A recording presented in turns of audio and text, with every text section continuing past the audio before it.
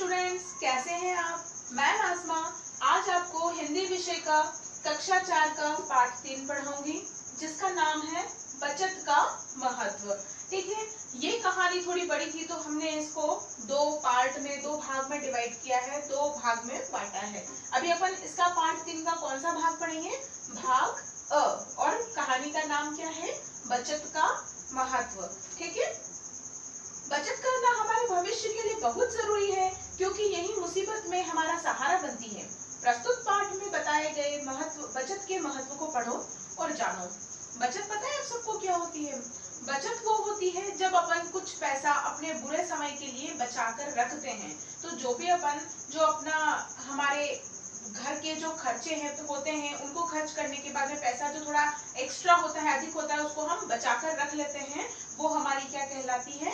बचत कहलाती है। तो यहाँ पर उसी बचत का महत्व दिया हुआ है कि ये बचत हमारे लिए क्यों जरूरी है। अब अपन जनरल वे में सोचें तो बचत क्यों जरूरी है? बचत हमारे लिए इसलिए जरूरी है कि कभी भी भविष्य में अचानक से कुछ काम आ जाए तो हम उसे पूरा कर सके, हमारे कोई काम रुके नहीं। जैसे मान लो अचानक से घर में कोई बीमार हो गया, उसकी दवाइयों का खर्चा बहुत सारा आ जाता है, या फिर मान लो कि किसी की शादी आ गई तो उसमें खर्चा होता है, किसी की डेथ हो गई तो उसमें खर्चा होता है। तो इन सब में कौन सा पैसा काम में आता है? जो अपन बचत वाला पैसा बचा कर रखते हैं। तो यहाँ पर क्या काम में आती है?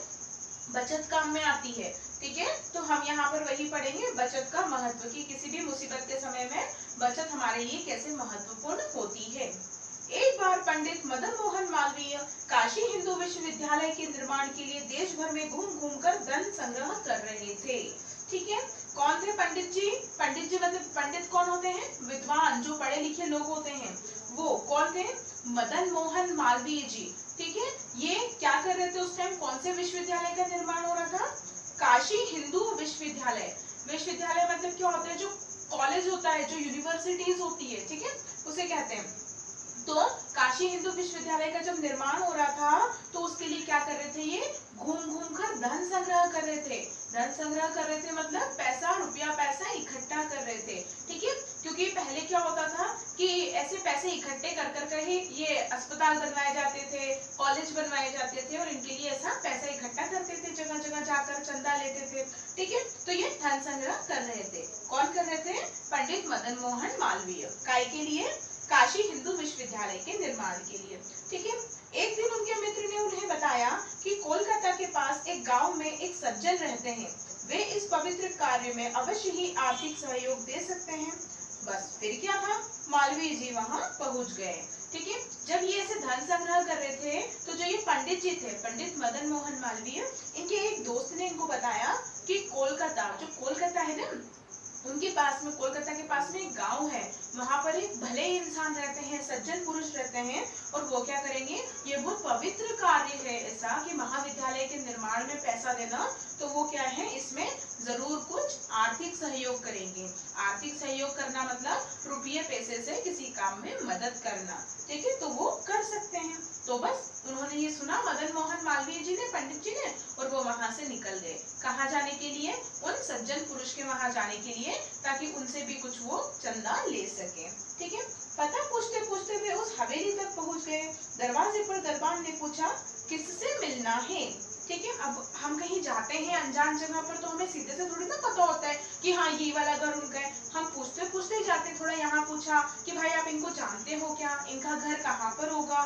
ठीक है, ऐसे पूछते पूछते वो उस हवेली तक पहुंच गए, उस सज्जन पुरुष की हवेली तक। ठीक है, वो हवेली बहुत बड़ी थी, वो जो सज्जन पुरुष थे वो भी बहुत पैसे वाले थे, तो उनकी बड़ी सी हवेली थी, और वहां पर कौन खड़े थे?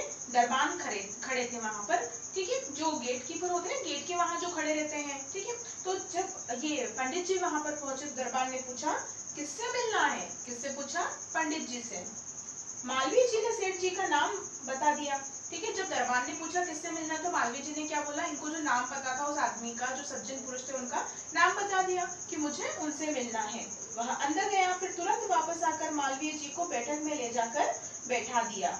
ठीक है, अब वो जब अंदर जाकर उन्होंने अपने मालिक से पूछा, दरबार ने, तो उन्होंने कहा होगा कि बैठा उनको, जो बाहर से आए हैं, तो इनको बैठाया और बोला कि वो जल्दी ही यहाँ पर आएंगे, वो अपना कुछ आवश्यक काम कर रहे हैं। ठीक है, काफी समय होने पर भी किसी ने उन्हें अंदर नहीं बुलाया और न ही कोई बाहर बैठक में आया। अभी वो कहाँ पर बैठे थे? बाहर का जो ड्राइंग रूम होता है, बैठक कक्ष जो होता है, वहां पर बैठे हुए थे। अब बहुत देर हो गई, तभी ना तो अंदर से वो सेठ जी निकल कर बाहर आए सज्जन पुरुष, ना ही इन पंडित जी को अंदर की तरफ बुलाया।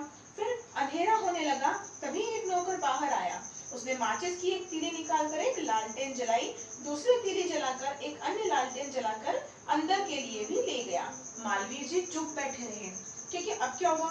शाम होने लगी, रात होने लगी, अंधेरा होने लगा, तो क्या हुआ? एक नौकर अंदर से बाहर की तरफ आया जहाँ पर पंडित जी बैठे हुए थे, और उसने क्या किया? माचिस की एक तीली जलाकर क्या जलाई? लालटेन जलाई। लालटेन पता है सबको क्या होता है? आज तो हमारे घर में ऐसी लाइट लगी रहती है, ठीक है, एलईडी होती है, लेकिन पहले ऐसा नहीं होता था। पहले ऐसे बल्ब नहीं होते थे। पहले क्या चलता था? लालटेन। लालटेन मतलब लैंप जो होता है, उसको रोज उससे तीली से जलाना होता था। ठीक है, उसी से रोशनी होती थी, उसी से उजाला होता था।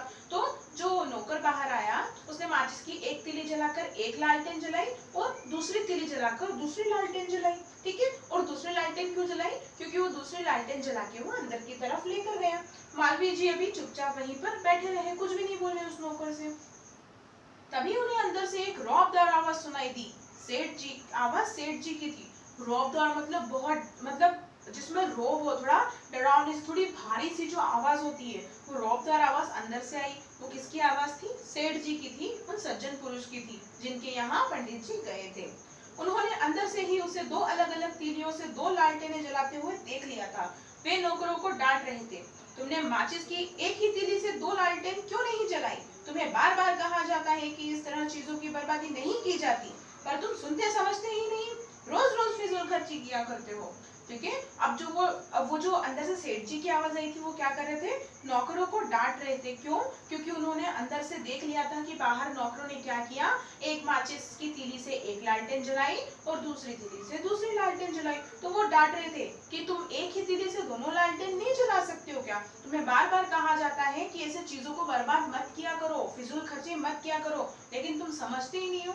फिजूल खर्ची मतलब बिना काम के किसी अपने रुपये पैसे को, अपनी चीजों को खर्च करना फिजूल में। ठीक है, नौकर को इस तरह डांटते देखकर मालवीय जी को लगा कि कैसा कंजूस सेठ है। जब एक तीली अधिक जलने पर नौकर को इतनी फटकार लगा रहा है, तो भला मुझे क्या दाम देगा? व्यर्थ ही मित्र ने मुझे इनके पास भेजा।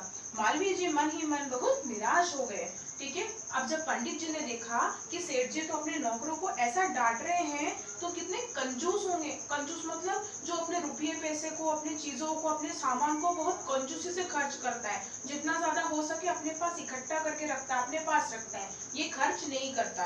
तो मालवीय जी ने सोचा कि कैसा कंजूस आदमी है कि सिर्फ एक ही तीली तो ज्यादा जली थी नौकर से, उसके लिए इतना डांट रहा है, इतना फटकार रहा है, मतलब इतना डांट रहा है, तो मुझे क्या दाम देगा जब एक तीली जलने पे इतना गुस्सा हो रहा है। ठीक है, तो वो सोच रहे बेकार ही मेरे दोस्त ने मुझे इनके पास भेजा, इससे अच्छा तो मैं दूसरी जगह जाता, कहीं से पैसे इकट्ठे होते, चंदा इकट्ठा होता विश्वविद्यालय के लिए, यहाँ पर आके तो मुझे कुछ नहीं मिलने वाला। ये सोच के वो निराश हो गए। ठीक है, कुछ देर बाद सेठ जी बैठक में आए और बोले, क्षमा कीजिएगा, मैं बहुत आवश्यक कार्य में व्यस्त था, आपको बहुत इंतजार करना पड़ा।